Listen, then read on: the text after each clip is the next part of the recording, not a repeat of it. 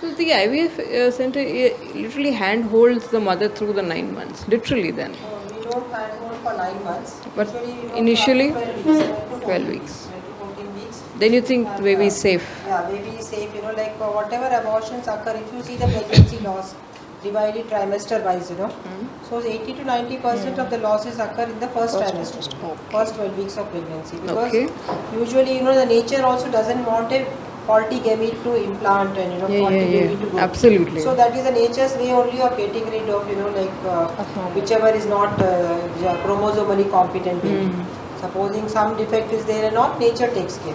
So that way, if we explain them and do the counseling, they are also happy that this baby was not good. So we did everything. See, other patients also we did the same thing.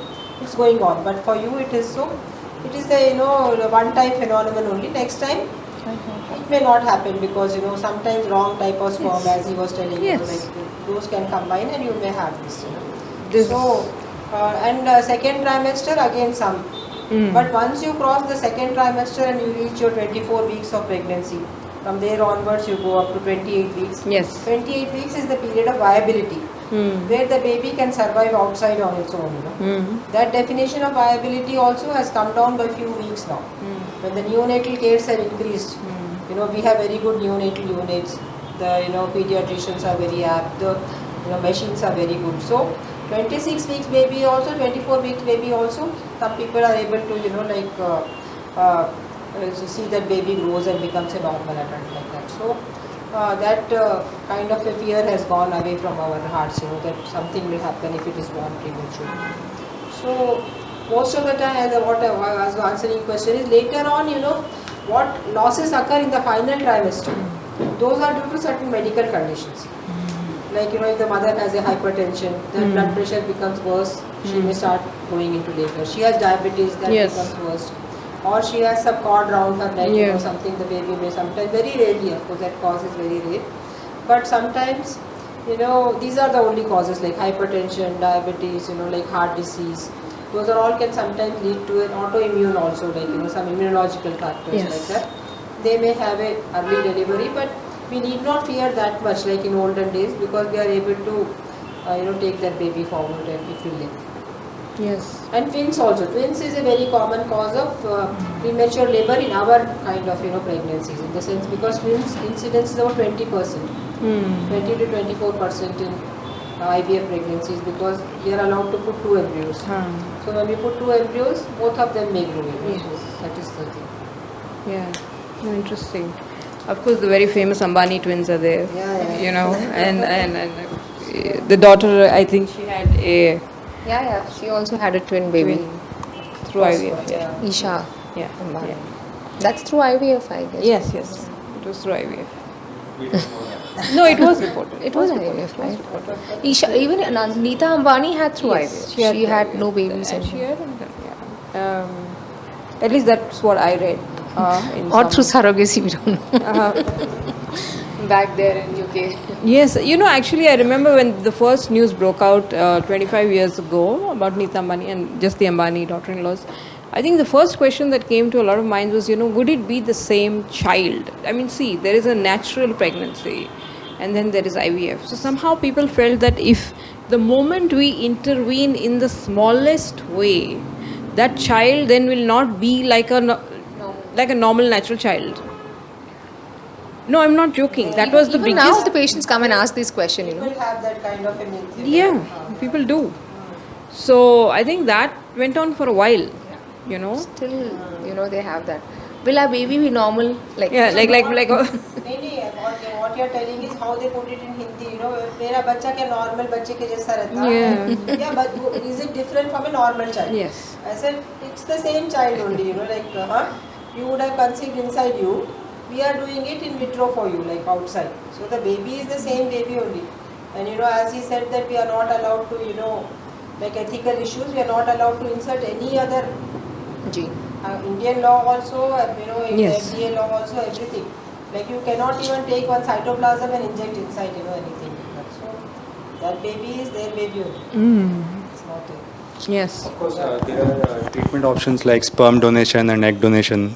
So in those kind of cases, obviously where there's a married couple and if they use an egg donor and the sperm from the husband, then obviously the genes will be 50% from the male, and the wife would not have any genes transmitted to the baby because those genes would come from the egg donor. Yes. But still she carries the pregnancy.